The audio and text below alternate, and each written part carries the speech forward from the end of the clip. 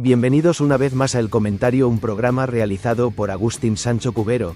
Este programa está disponible en YouTube y en las principales plataformas de podcasts. No te olvides de suscribirte, es gratis. A continuación empezamos el programa. Bienvenidos a todos los oyentes de este programa, un informativo semanal sobre la España rural que se ofrece dentro del podcast El Comentario. Comenzamos el análisis de una semana que se ha revelado como un auténtico punto de inflexión para el campo español, una semana marcada por la confluencia de emergencias sanitarias, respuestas económicas largamente esperadas y un resurgir de la voz colectiva que exige un cambio estructural. Desde el viernes 14 de noviembre hasta el día de hoy, lunes 17 de noviembre, el panorama rural ha sido el epicentro de noticias que definirán el futuro inmediato de miles de explotaciones y de cientos de pueblos. La tensión es palpable, y se debate entre la bioseguridad, la supervivencia económica y la lucha contra la despoblación. La noticia más grave y de mayor impacto inmediato saltó hace apenas 3 días, el viernes 14 de noviembre. El Ministerio de Agricultura, Pesca y Alimentación, conocido por sus siglas MAPA, emitió una orden de una severidad sin precedentes recientes. Ante el aumento exponencial del riesgo de expansión de la influenza aviar, o gripe aviar, el Gobierno central ha decretado el confinamiento de todas las aves de cría en la totalidad de las granjas de España. Esta medida, calificada de preventiva y de refuerzo, supone un golpe durísimo para el sector avícola, un sector que ya venía sufriendo el encarecimiento de los piensos y la energía. La orden ministerial es clara y de aplicación inmediata, prohíbe la cría de patos y gansos junto a otras especies de corral, y crucialmente, obliga a mantener a todas las aves bajo techo, lejos del alcance de las aves silvestres migratorias, consideradas el principal vector de contagio. Se prohíbe además el uso de agua procedente de depósitos a los que estas aves silvestres puedan acceder, salvo que sea tratada para inactivar el virus. Esta decisión no es una reacción aislada. Responde a una serie de brotes detectados en las últimas semanas en humedales como las Tablas de Daimiel, el pasado 12 de noviembre, y a la creciente presión vírica en toda Europa. Las organizaciones agrarias, como AB, han hecho un llamado a la tranquilidad, pero la preocupación en el sector es máxima. El confinamiento total no es una medida inocua. Implica un aumento de los costes de manejo, una mayor necesidad de piensos y una logística compleja para garantizar el bienestar animal en condiciones de encierro. Para las explotaciones de cría en libertad, las llamadas camperas o ecológicas, la medida supone la pérdida temporal de su principal valor añadido, aunque la normativa europea permite mantener la catalogación durante un periodo de tiempo si el confinamiento es por motivos sanitarios. Sin embargo, más allá de la respuesta veterinaria, esta crisis ha reabierto un debate mucho más profundo que resuena con fuerza en el mundo rural. Organizaciones como Ecologistas en Acción, que ya el 12 de noviembre alertaban sobre la situación en Castilla-La Mancha, han puesto el foco en el modelo de producción. Señalan que la ganadería industrial, con su altísima densidad de animales y su baja diversidad genética, actúa como un caldo de cultivo perfecto para la mutación y rápida propagación de estos virus. La fragilidad del sistema alimentario, denuncian, queda expuesta con cada brote. La gripe aviar, por tanto, deja de ser un problema exclusivamente veterinario para convertirse en un síntoma de un modelo productivo que, según estas voces críticas, genera riesgos sanitarios estructurales. Este debate, además, conecta directamente con el bolsillo del consumidor. La gripe aviar ya había forzado el sacrificio de millones de gallinas ponedoras en los últimos 2 años, y este nuevo confinamiento amenaza con tensionar aún más el precio de los huevos, un producto que, como veremos más adelante, ya está en el punto de mira de la inflación. Mientras el sector avícola se atrinchera ante la amenaza sanitaria, otro sector, el de los afectados por los desastres climáticos, recibe hoy, lunes 17 de noviembre, una noticia largamente esperada. El Ministerio de Agricultura, Pesca y Alimentación ha publicado un nuevo listado de beneficiarios de las ayudas por los estragos de la Dana, las devastadoras tormentas que golpearon amplias zonas del país. En esta nueva resolución, 2.374 agricultores percibirán un total de 42,1 millones de euros. Esta cifra se suma a las ya desembolsadas, alcanzando un total de más de 81,1 millones de euros que han llegado a 6.609 agricultores y ganaderos. Estas cifras, que se expresan en millones, traducen a euros el drama de miles de familias que vieron cómo el agua y el lodo arrasaban infraestructuras, caminos, sistemas de riego y cosechas enteras. El dinero, por tanto, no es un beneficio, sino una compensación parcial para poder reparar lo dañado, para poder volver a empezar. La publicación de estas listas es un acto de justicia administrativa, pero también un recordatorio de la extrema vulnerabilidad del campo español al cambio climático. Las dañas, las sequías prolongadas, las heladas tardías o el granizo extremo ya no son eventos excepcionales, son la nueva normalidad a la que el sector primario debe adaptarse. Y esta adaptación requiere inversiones millonarias que no siempre están al alcance del productor. La burocracia para acceder a estas ayudas es, a menudo, un segundo vía crucis para el agricultor que ya lo ha perdido todo. Esta fragilidad económica no solo viene del cielo, sino también del mercado. La misma semana en que se anuncian estas ayudas, la Organización de Consumidores Facua ha publicado un análisis sobre la evolución de los precios de los alimentos. El informe, conocido también hoy 17 de noviembre, es demoledor. Pone nombre a los productos que más suben, precisamente aquellos afectados por la rebaja del IVA. A la cabeza de las subidas se encuentran el aceite de girasol, los huevos y el aceite de oliva. La situación del aceite de oliva es paradigmática. España, líder mundial en producción, sufre las consecuencias de cosechas mermadas por la sequía, lo que dispara el precio en origen. Pero el agricultor ve cómo este aumento no siempre compensa la caída de la producción, mientras el consumidor final paga el producto a precios nunca vistos. En el caso de los huevos, la inflación se ve agravada por los factores que mencionábamos al principio, la reducción de la cabaña de gallinas ponedoras debido a los brotes de gripe aviar. Se dibuja así un panorama económico de una complejidad extrema. El campo español se debate entre una crisis sanitaria que obliga al confinamiento, los ecos de desastres climáticos pasados que requieren ayudas millonarias, y una inflación desatada en productos básicos que merma la capacidad adquisitiva de los ciudadanos y pone en jaque la rentabilidad de las explotaciones. El agricultor y el ganadero se sienten atrapados en una pinza, con costes de producción disparados por la energía y las materias primas, y una cadena de valor que, a su juicio, no reparte equitativamente los márgenes. Ante este cúmulo de amenazas, la respuesta del mundo rural no se ha hecho esperar. Y no ha sido una respuesta aislada o silenciosa, sino una demostración de organización y de voluntad de lucha.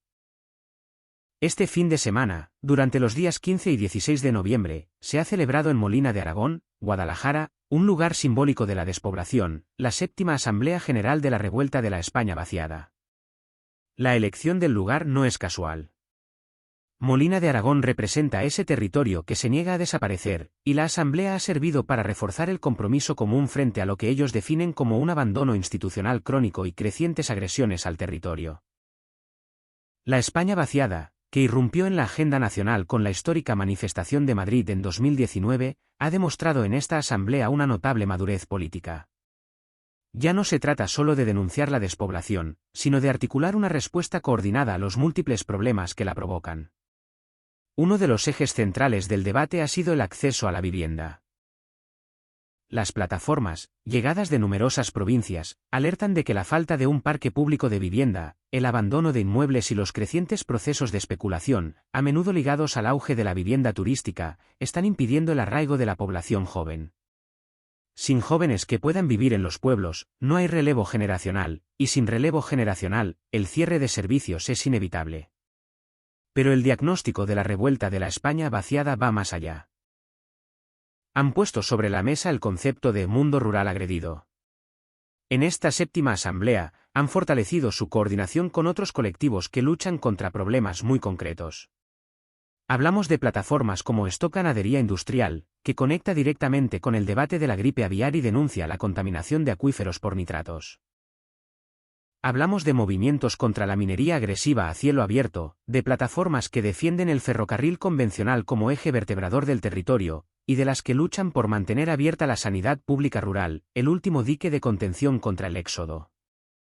La Asamblea ha concluido con la promesa de hacer un seguimiento exhaustivo de las leyes que afectan al medio rural y con la vista puesta en futuras acciones conjuntas, posiblemente en torno al 31 de marzo.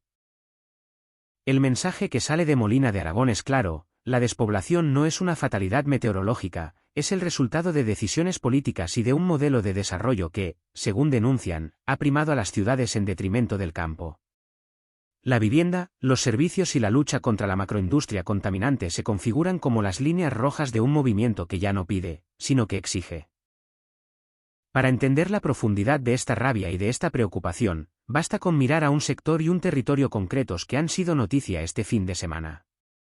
Un informe publicado el sábado 15 de noviembre en el Diario Público radiografiaba la situación límite de la ganadería en el Pirineo catalán.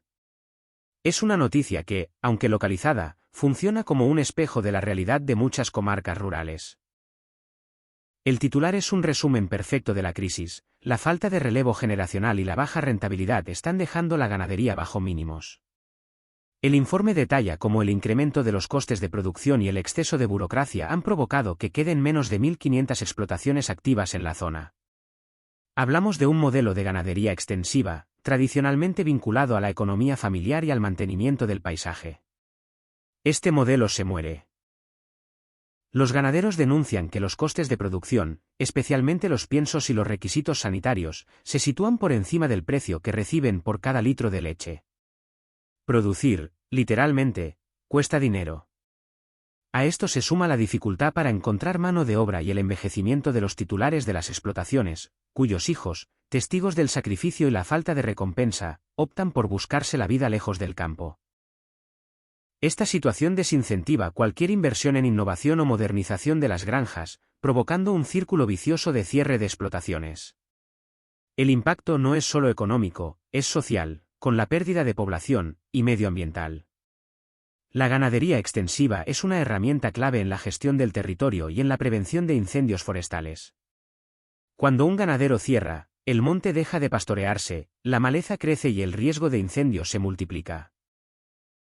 La crisis del Pirineo es, en pequeña escala, la crisis de la España vaciada, la falta de rentabilidad que lleva al abandono, y el abandono que lleva a la desertificación social y al riesgo ambiental.